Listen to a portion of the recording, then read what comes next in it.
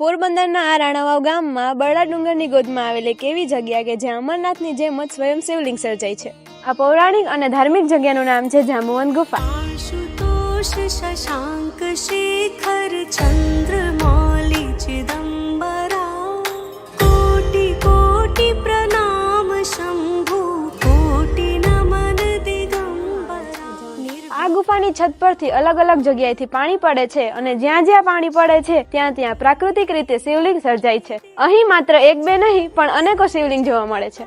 મહાદેવ હર જગતનો જે પાલનહાર તેવા ભોળિયાનાથની આ પાવન નગરી જાંબુવંતી ગુફાની અંદરમાં પરમાત્માની કૃપાના માધ્યમથી ઉપરથી જે પાણી ટપકે અને પાણી ટપકે છે એના માધ્યમથી શિવલિંગ પ્રગટ થાય છે।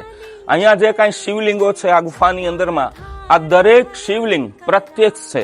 આની કોઈની પણ પ્રતિષ્ઠા કરવામાં આવી નથી।